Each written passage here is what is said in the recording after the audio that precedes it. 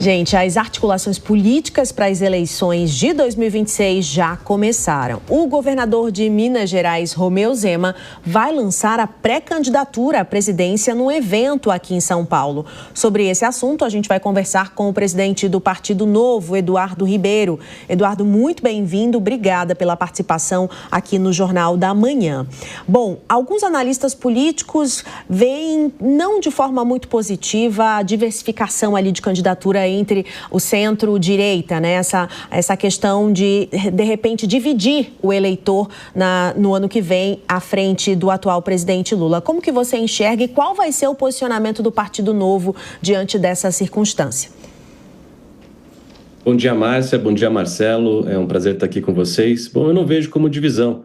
Na verdade, todo mundo, a população brasileira já entendeu que todos esses governadores estão na mesma trincheira. A trincheira anti-PT, anti-Lula, para derrotar o PT nas eleições de 2026. E, na verdade, é uma tese contrária a isso, né? Uma tese que defende que quanto mais candidaturas, melhor, porque isso iria encorpar o espectro da direita. E aí, no segundo turno, o candidato que passar para o segundo turno ganharia o apoio de todos os outros e chegaria muito mais forte nesse segundo turno. Então, a vantagem que o Novo tem em relação aos outros partidos é ter uma coesão interna, né? Nós temos um consenso interno entre todas as nossas lideranças de que nós queremos ter um candidato à presidência e que nós sabemos quem é esse futuro candidato à presidência, que evidentemente Romeu Zema, governador de Minas Gerais, reeleito em primeiro turno agora em 2022 e super bem avaliado. Eduardo, bom dia. A gente sabe que a direita não consegue eleger seu candidato sozinha, nem a esquerda, muito menos. E esse pêndulo aí do centro, né? O voto vai ser por exclusão ou por convicção? Bom dia. Bom dia, Marcelo. Eu acho que o tempo vai dizer. Nós temos aí 1 ano e meio até que as campanhas efetivamente comecem, né? E esse período todo, ele é quase que uma disputa de igual para igual. Vai essa pré-campanha, essa pré-candidatura de igual para igual, porque você não tem o peso do tempo de TV, dos debates ainda. Então, todo mundo corre praticamente com as mesmas condições.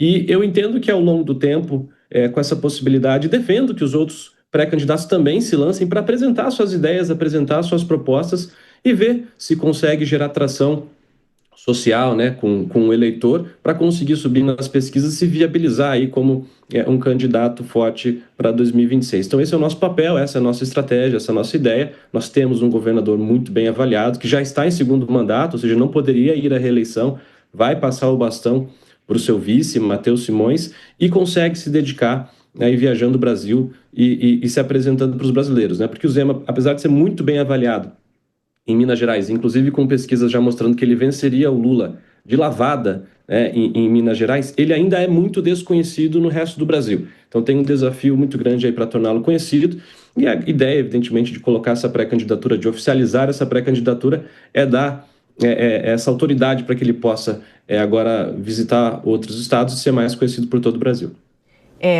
Outro nome, Eduardo, muito cotado é o de Tarcísio de Freitas, o governador aqui de São Paulo. Inclusive, politicamente falando, ele está articulando, já fazendo reuniões com empresários, enfim. Isso está acontecendo, a gente tem mostrado aqui na Jovem Pan ao longo da semana. O senhor acredita que se vier um apoio do ex-presidente Jair Bolsonaro a Tarcísio de Freitas, Zema ficaria um pouco ali deixado de lado? Eu acho que um bom sinal é de que a direita tem uma ótima safra de candidatos, né? O que a esquerda não conseguiu fazer. O Lula não conseguiu criar um sucessor, enquanto a direita aí vem com bons quadros, uma ótima geração de governadores que vai poder liderar o Brasil certamente aí pelas próximas décadas. E, como eu disse, eu vejo como positiva a possibilidade de ter mais pré-candidaturas e o tempo, evidentemente, vai dizer qual vai ser aquele mais viável e qual vai conseguir aglutinar as forças da sociedade. É evidente que apoios são muito importantes. O governador Tarcísio é um excelente quadro, né? Tem essa proximidade com o Bolsonaro, mas publicamente tem dito que não quer ser candidato, né? Então, evidentemente que as coisas podem mudar, mas nós só conseguimos trabalhar com aquilo que está ao nosso alcance. O que nós temos ao nosso alcance é um excelente pré-candidato, Romeu Zema, e uma coesão interna do partido em torno desse nome para colocá-lo e torná-lo viável para as eleições de 26. Eduardo, o ex-presidente Bolsonaro já está inelegível, né, por 2 processos lá julgados no Tribunal Superior Eleitoral. Então, teoricamente, não. Realmente, ele já não poderia ser candidato com esses 2 processos. Enfrenta agora o julgamento que começa daqui praticamente 2 semanas. Ao que tudo indica, essas medidas cautelares que foram colocadas, ele não deve participar da campanha, né? Porque hoje ele já não pode usar rede social, não pode haver uma citação da família em relação a ele. De fato, ele estará fora da campanha, fora do palanque. Mas qual é o potencial realmente de Bolsonaro de definição nesta eleição de 2026?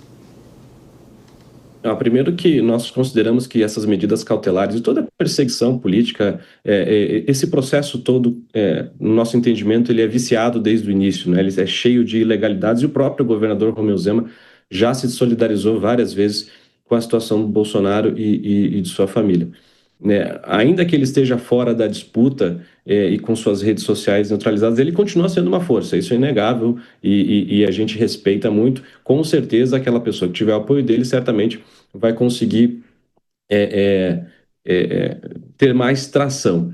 Mas o próprio Bolsonaro, antes de tudo isso acontecer, Romeu Zema fez uma visita a ele, eles conversaram, o Romeu, governador, comunicou ao presidente que iria lançar sua pré-candidatura e, inclusive, foi incentivado pelo próprio Bolsonaro a fazer isso, né? Porque o Bolsonaro também defende essa tese de que quanto mais candidaturas, melhor. Porque toda a eleição tem a sua história, né? O cenário inicial geralmente não é o mesmo do cenário final.